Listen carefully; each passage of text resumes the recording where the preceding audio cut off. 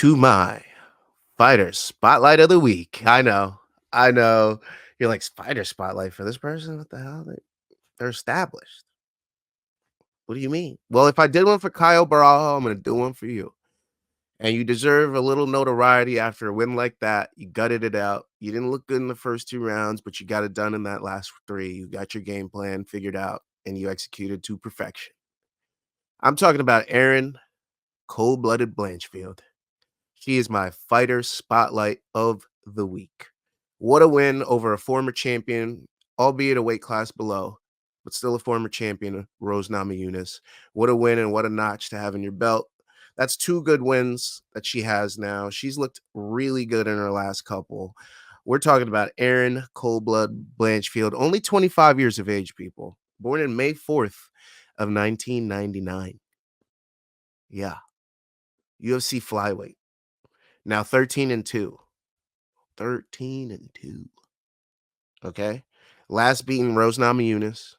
Before that, beating Talia Santos. Before that, beating another former champion in Jessica Andrade. Before that, beating a top contender, Molly McCann. Before that, beating a crowd favorite and always fun fighter in JJ Aldrich. Beating another up-and-coming prospect at the time, Miranda Maverick. Brogan Walker Sanchez. Victoria Leonardo. Sarah Albar. Look at all these wins she's got under her belt. Just slowly creating a nice little resume for herself. Now let's talk about this win on Saturday. Before we dive deep into her career. Erin Blanchfield was losing round 1 and 2. I think on everyone's scorecards. She was not looking good in there on the feet. And then she made a decision to herself in that fight that she was going to press the action. She was going to get in Rose's face. She's going to land the more powerful shots. She's going to get her up against the fence. She's going to take her down. She's going to dominate. And she checked every single box down the fucking list. She killed it. Erin Blanchfield used her eddiebravo invitational jiu-jitsu. She used every tool available to her in her fence game. She used every tool available to her in her ground game. She kept Rose on the mat when she got her there. I think Rose was able to get up one time and evade one takedown, but for the most part, it was all Erin Blanchfield from rounds 3 on. She gutted out that win. I could see why she wanted the 5-round fight instead of the 3-round fight, because she would have lost a 3-round fight, but a 5-round fight, she gutted it out. So that was a smart decision by her. It was a little weird to see a co-main event on a fight night have a 5-round co-main event, but it proved to play into Erin Blanchfield's advantage, and she ended up winning the fight. I believe the scorecards were 48-47 across the board. That tells you rounds 3, 4, 5 were all Blanchfield. Round 1 and 2 was all Rose. And I really had Rose in this fight. I really did. But Erin Blanchfield proved that she had one hiccup. She cleared that up in her game. And now she's coming back ready to take out champions and former champions. And bravo to Erin Blanchfield, because New Jersey, New York area, we got one. We got one. And she's young. She's 25. She's 25. Very young. Valentina should be worried. She got a lot of young up-and-comers biting at her feet. She got manonfiorot on the way up. She got Erin Blanchfield on the way up. Shit, if Tatiana Suarez goes up, watch the fuck out. I mean, Valentina's got her hands full for the next 2-3 years if she decides to keep a hold of that title. Because Erin Blanchfield is young, and she's good, and she's getting better. She's getting better. That's the scariest part. Every time she goes out there, she puts on a better performance than the last, with the exception of that manonfiorot fight. But that's a tough fight for anyone. She's so big, so strong, so good at striking, so hard to take down. So even if she tried to implement this game plan that she did on Rose against manonfiorot, it wouldn't have worked as well, because Manon uses great strikes to keep her out, uses great knees and elbows to defer and to make her not want to go for takedowns. Fiorot's just so big and lands such powerful strikes that if you just try to throw caution to the wind, you might end up knocked out. So I'm interested to see Blanchfield's game plan if she indeed has to fight manonfiorot again, if Fiorot has the title, or she has to fight Fiorot to get one more win before she goes to the title if Fiorot loses. So it's an interesting fight regardless, but I'm excited to see what's in Erin Blanchfield's future. Now let's go back into her past. Let's go back into Erin Blanchfield's past, shall we? It's pretty bright. It's pretty bright. She trains out of Renzo Gracie Academy and Silver Fox BJJ in New York City, New York, but she's from Elmwood Park, New Jersey. New Jersey. Just saying. 5'4", 125 pounds. Born May 4th, 1999 in New York City. Yeah. New York blood going through them veins. Them water bagels in there. Deep in her blood. You feel me? 68-inch reach. All right? Okay? She's been active since 2018. 2018 in the UFC, that is. She's been doing jiu-jitsu her whole life, essentially. Let's talk about it. Former Eddie Bravo Invitational champ. You know how hard it is? We're talking about people like Gio Freakazoid Martinez. Guys like that are champions over there. You get freaky. And wild in the jiu-jitsu gym. If you're winning at EBI, man, there's some hammers in there. Some people that'll roll you out like a pretzel. And Blanchfield's the champ over there. Yeah, she started training jiu-jitsu at 7. So all that experience on the ground. And then she started putting them hands in there. She's dangerous. Okay. 2 years later, she started competing in kickboxing. So at the age of 9. And then grappling tournaments. So she started putting them hands together early. She's not as good at the hands. She's clearly a ground fighter first, but getting better. And by the age of 12, she decided she wanted to be an MMA fighter. So she made her Invicta debut. Like I said, she started MMA in 2018. This is March 17th of 2018. I wonder if she's Irish. That's funny. Invicta 30, and she won by split decision.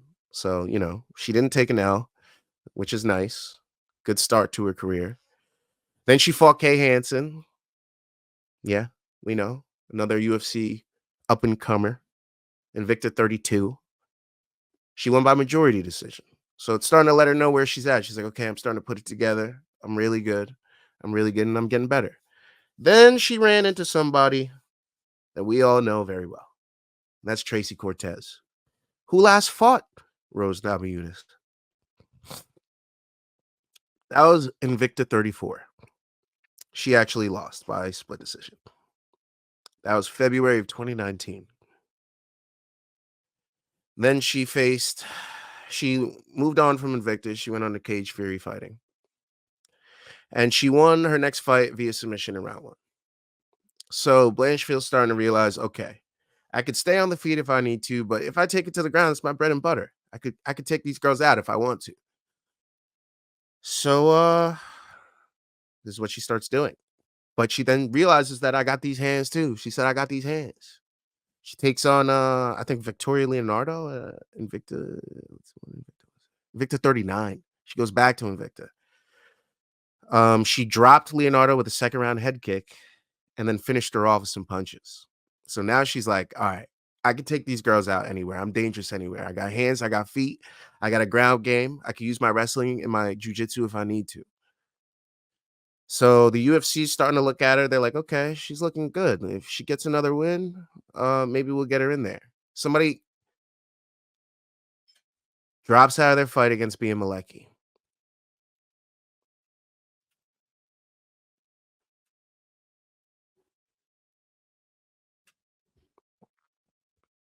She's thinking she's going to make a return.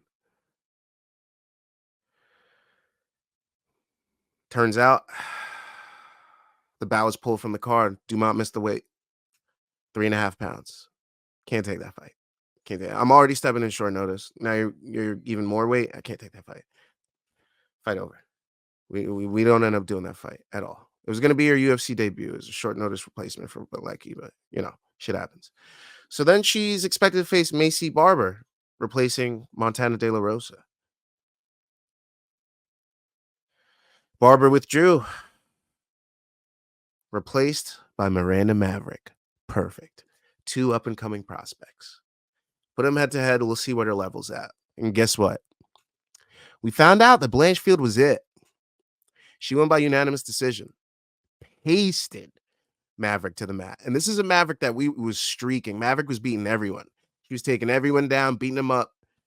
And now she got that done to her. We're like, oh, Blanchfield's the real deal. Okay. Fire up the machine. Let's get her up there. Then, 8 takedowns. 8 takedowns against Maverick. This is what Maverick does to other people. So we're like, all right. Shoot her up the ladder. Shoot her up the freaking ladder. So we give her Aldridge. Beats Aldridge. Give her Molly McCann. Kimura's Molly McCann. Finishing all these girls, by the way. Give her Jessica Andrade. Rear naked choke. She's taking all these people out. We're like, holy crap, this is it. This is it. This is our next champ. She's only 23 at the time. She's beating everybody. Send her up. We'll give her Talia Santos. If she beats Talia Santos, the sky's the limit. We're thinking title shot. She beats Talia Santos by unanimous decision. Now, this is August 26th of 2023. Now we're like, title eliminator. That's it. She was supposed to fight, things happen with the title. Gracie, Shevchenko, log jams, all the sorts. So we're like, after the Santos win, we're like, all right, we got to get you another fight because it's been so long since you won. It's been almost a year. So we're like, we'll give you Fioro in March of 2024. And we all know what happened there. Fioro ends up winning the fight by unanimous decision, used the more powerful striking. Blanchfield just never could really get it going, could never really get a consistent takedown. Fioro wins. Fioro gets the next title shot. And then she comes out and gives us a win like that against Rose. Wow. What a career for Erin Blanchfield. The sky's the limit. I say one more win for her, and we could put her in there for the title, especially since we now know we don't need to see Grasso Shevchenko anymore, and we need new title challengers. If Shevchenko beats Fioro, I say march her in there. I don't think I need to see another fight. If Fioro loses, maybe we give Fioro Blanchfield, but if we don't have any other title contenders, just throw Blanchfield against Shevchenko. I mean, there's not much going on in the division right now. Let's be real. We got Shevchenko, we got Fioro, we got Blanchfield, we got Barber, we got Namajunas. Namajunas, Barber's probably next, unless Barber has a fight lined up. Maybe Barber Grasso, but yeah, there's not much there. So I just line them up for Chevy. Line them up. And hopefully Blanchfield can take the title off her because we know that a grappling style can beat Shevchenko. We've seen Grasso do it. Seen Grasso finish her from the back. You don't think Erin Blanchfield could do that? Hey, man. Blanchfield goes up against an older Shevchenko that's already taken an L or two. Hey, money might be going on Blanchfield. That's all I got to say. Anyways, Erin Blanchfield, big win over Rose Namajunas. Great career thus far. Only 2 hiccups in the road against top contenders right now, Tracycortez and manonfiorot. So not even looking that bad at this point. And you didn't get finished in either. So, yeah. Yep. Erin, cold-blooded Blanchfield, 25 years of age. She is my fighter spotlight of the week.